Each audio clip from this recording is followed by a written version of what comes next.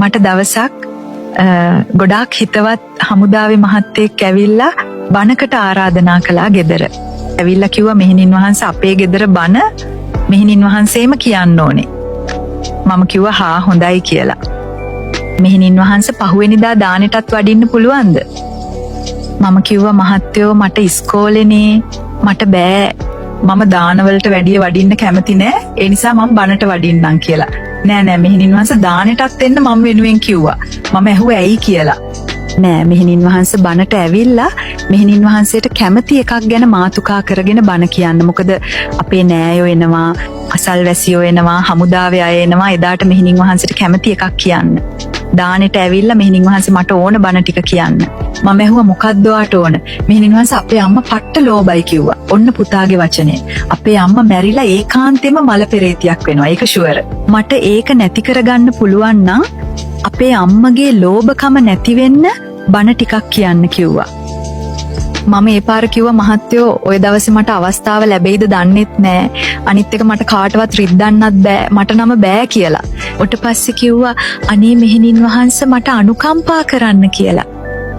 මම ඒ පාර හා කියලා කිව්වා. බණට ගියා පින්වත්නි විශාල පිරිසක් බණ අහන්න හිටියා. මේ අම්මත් හිටියා. මට ඉතින් වෙනසක් පේන්නෙම නෑ. මේ අම්මා හරි කරුණාවන්තයි, hina වෙනවා, හඹයි. මම බණ ටික කියලා පන්සලට වැඩියා. පහුවෙනිදා දානෙටත් ගියා.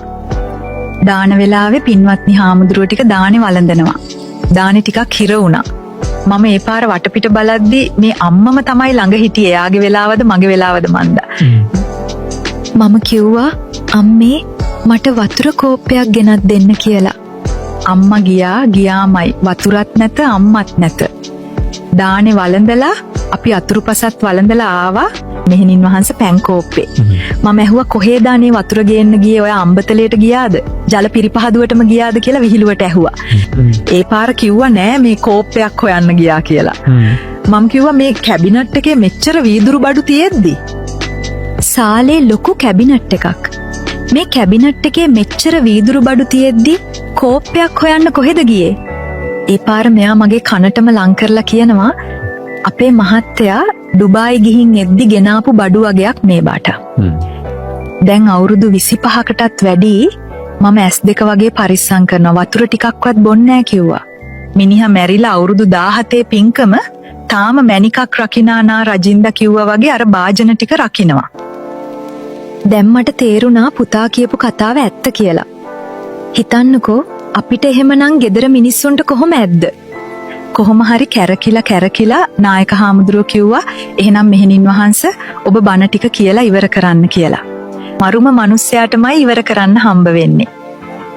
ඒ පාර මම ඉතින් බණ ටික කියන්න පටන් ගත්තා. අර අම්මට මම කිව්වා අම්මා ලස්සන පින්කමක් කළා. සුගතියේ උපදී ආයුෂ ආවර්ණ සැප බල ප්‍රත්තා ලැබෙයි. මනුෂ්‍ය ජීවිතයක් ලැබුණත් විශාඛා සුමනා සුජාතා බන්දුල මල්ලිකාට වගේ සැප ලැබෙයි. දැන් අම්මා ඉන්නේ මුරුඟා අත්තේ උඩ. මම උඩටම නැංගුවා. ඇවිල්ලා එකපාරටම මම කරටිය කපලා දැම්මා. මම කිව්වා හැබැයි මතක තියාගන්න එකපාරක් හරි මේ කැබිනට් එකේ උපදිනවා අම්මා. මූණ හතරස් වුණා. හතරස් වෙලා මගෙන් ඇහුවා ඇයි කියලා. පවුලේ අය ටික විතරයිනේ ඉන්නේ. මම කිව්වා අනේ අම්මට මම හරි ආදරේ මේ පුතත් මට හරිම හිතවත්. හැබැයි මට එහෙමයි කියලා බුදුබණ වෙනස් කරන්න බෑ. අවුරුදු 25ක් අම්මට අත්තර ගන්න බැරි නම් මේ දුබායි වලින් ගෙනාපු වීදුරු ටික අම්මට මරණ මංචකයේදීත් අත්හරින්න පුළුවන් වෙයි කියලා මම හිතන්නේ. අම්මා ඉන්නේ අනතුරක. ඒ නිසා පුළුවන් නම් ඒ අනතුරෙන් ගැලවෙන්න කියලා. ලෝභකම ගැන බණ ටිකක් කියලා මම ඔක්මනට වාහනේට නැගලා ආවා. කේන්තියට ගැහුවොත් පිඟානකින් හරි කියන්න බෑනේ. දැන් ඉන්න උන් එහෙමනේ. උපදෙසක් දෙන්න බෑනේ. මම ඉක්මනට වාහනේ මිනිස්සයාටත් කිව්වා යමු කියලා ආවා. එතනින් පස්සේ මම අර හමුදාවේ මහත්තයාට කතා කළෙත් නෑ. දවස් 5කට විතර පස්සේ මම ඉස්කෝලේ යන්න ලෑස්ති වෙලා එළියට බහිද්දි හමුදාවේ ජීප් එකක් ඇවිල්ලා නැවැත්තුවා. බැලින්නාන් අර මහත්තයා මගේ දැන් හිත ඇතුලේ ඩික් ගානවා. මොකද දන්නේ නෑ ප්‍රශ්නේ කියලා. මෙහෙණින් වහන්සේ ගින්නක් පත්තු කරලා ගියානේ කියලා කියයි කියලා මම හිතන් හිටියේ. හැබැයි ඒ මහත්තයා එවිල්ලා සපත්තු දෙක ගලවලා එවිල්ලා මගේ කකුල් දෙක අල්ලලා කිව්වා මෙහෙණින් වහන්සේ නම් බුදු වෙනවා කියලා. මම ඇහුවා ඇයි කියලා. අනේ මෙහෙණින් වහන්ස ඔබ වහන්සේ එදා අපේ අම්මට ප්‍රායෝගිකව ලස්සනට බණ ටිකක් කිව්වා. එදා ඔබ වහන්සේ වැඩියට පස්සේ අපේ අම්මා දවල්ට බත් කෑවේ නෑ. හවසත් අපි කන්න අඬ ගැහුවා ආවේ නෑ කාමරේ දොර වහගෙන හිටියා. මම වැඩට යන්න ලෑස්ති වෙද්දී අම්මා ඇවිල්ලා කිව්වා මේ කැබිනට් එක මම පන්සලට පූජා කරනවා කියලා.